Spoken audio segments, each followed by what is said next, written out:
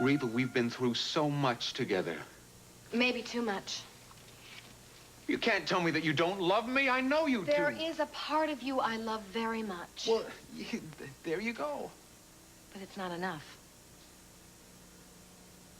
That is why we keep making each other so miserable. Oh, Reba, the reason that we make each other miserable is because we're apart. Kyle, when I first met you, you were the coldest man I'd ever known. But I knew there was more. And I found that at the Yoder farm. I found a man that you'd been hiding from the rest of the world. And that's the man I fell in love with. But lately, you have been so obsessed with making life exactly the way you want it. And if it isn't that way, you make life hell. Reba, don't you see what I've been through and that I've had to protect myself? Oh, and you did protect yourself. And I lost that man I fell in love with. What is it you're asking me to do? You've got to set your priorities right. What priorities? It's too late for us, but it may not be too late for your son. Tell me what to do to make it right. You have to give. Kyle, you have so much energy. Put it into giving Ben the kind of life and love you never had. I can do that. Of course you can. You more than anyone knows what it's like to be cheated out of a parent. Ben will have me. Just because you won your court case doesn't mean that that was the right kind of victory. It won't mean a thing unless you let the boy have his mother. Ben has had enough of his mother. Did you have enough of your father? I never knew my father. And you hated your mother because she kept him from you. And Ben will hate me. Will you? All I'm saying is that if you want to be a man worth loving, the first thing you have to do is work out some sort of joint custody arrangement with Maeve.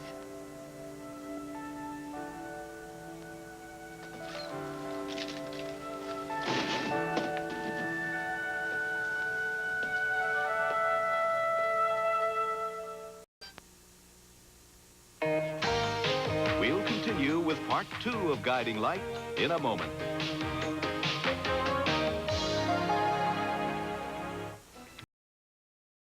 By Zest Deodorant Bar. Only Zest gets you zestfully clean.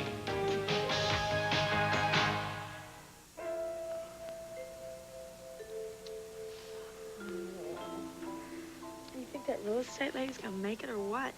She has to. There's no phone out here. She can't call us. There's no electricity. She can't just leave us here.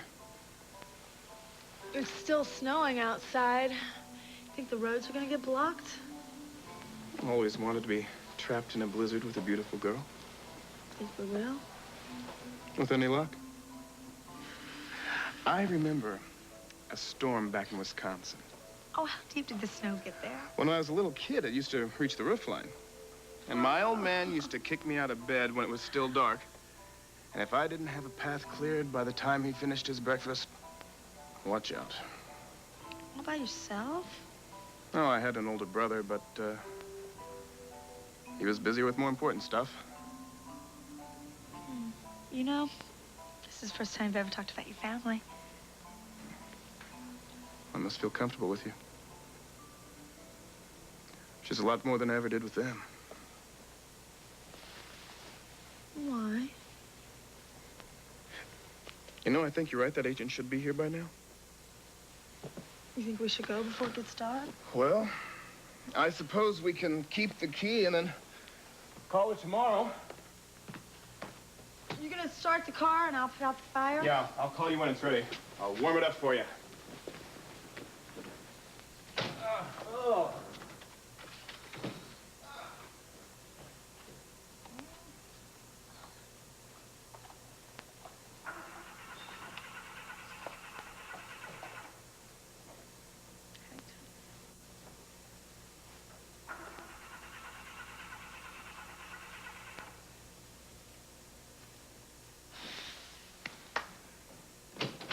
Hold that fire. Jack, we better get some more logs. Why? What happened? The car won't start. No. Johnny, you were teasing. Come on. You don't believe me? Here, you can go try it yourself. It's pretty chilly out there, isn't it? Yeah, it's freezing. I'll take your word for it. Well, I've got an honest face, don't I? Handsome faces. More like it. You know, it looks like there's no way around it. We're gonna have to spend the night.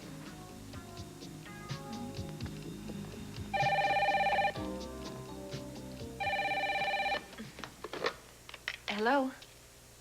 Reva? Joshua. You sound a million miles away. Almost. I'm down in Venezuela. I thought we decided you were going to be careful. And I thought we decided the safest thing for me to do would be to find out who's trying to kill me. Our man in the pit hadn't moved the action to Springfield? No, after you left Cross Creek, I had a talk with Sheriff Bob. Our buddy's name was Pierce. He was carrying a return trip ticket to Venezuela.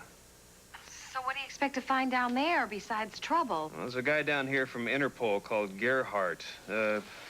He seems to know something about the explosion that killed Kurt. And what does he have to say? I don't know. I haven't really talked to him yet. Once I do, I'll call you and let you know. I think once he and I put our heads together, we'll be able to figure this thing out. I hope you're right. It wouldn't be fair to lose you now. I miss you. You take care of yourself. I miss you too.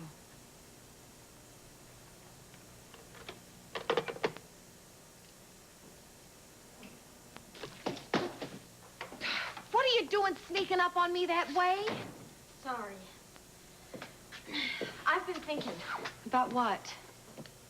I want to kill somebody. Yes, I appreciate that, Judge. Thank you. Of course, I'll give Dad your best. All right, you have a good Christmas, too. I'll be speaking with you soon, then. Thanks again. Bye.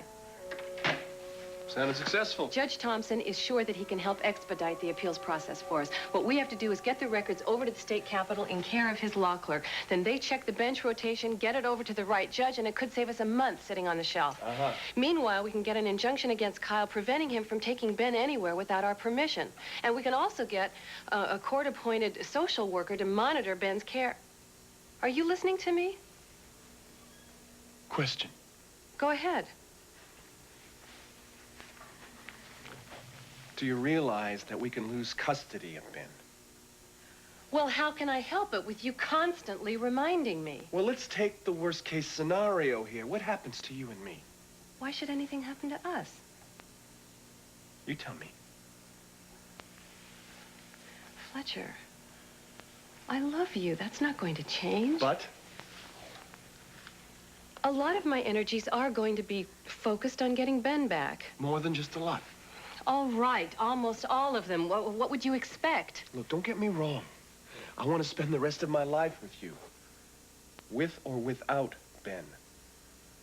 And no matter what reality brings us, you're going to have to face it. Well, reality looks pretty good right now. You heard that phone call. Yeah, that phone call sounded really good, but what if it takes another year? It won't. Or 2 or 3, and you still find yourself calling up Dad's dear old college chums right down to the local dog catcher. Fletcher, I am not going to give up until I've tried everything I can think of. And that is all right as long as there is hope. What are you saying now, that there's no hope? No, we still have some hope. But both of us, we know how quickly good intentions can turn into obsessions. Now, you have seen firsthand how that took hold of Kyle. And all I am asking myself is, are you about to fall into that same trap?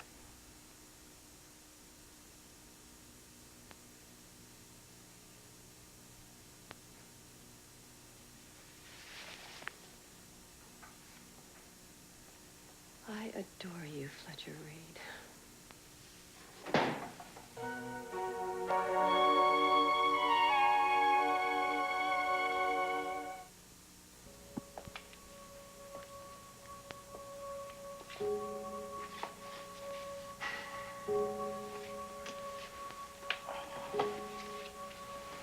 I missed you, pal.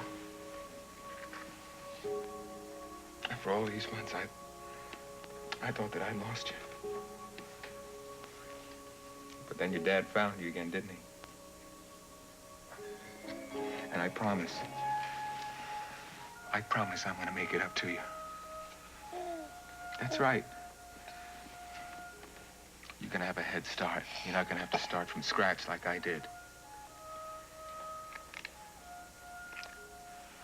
You know, I'm trying to get the most wonderful stepmother for you. But it seems that the only way I can get her is to share you with your real mother. I don't know, maybe Reva's right. Maybe you shouldn't be kept from either one of us.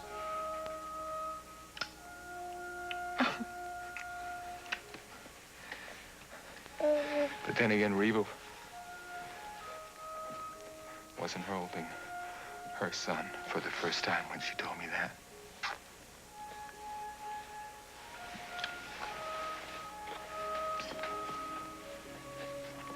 You know, maybe Reva's wrong. Maybe we don't need all these women, huh? Maybe we can do it, just you and the old man. Just you and the old man against the world.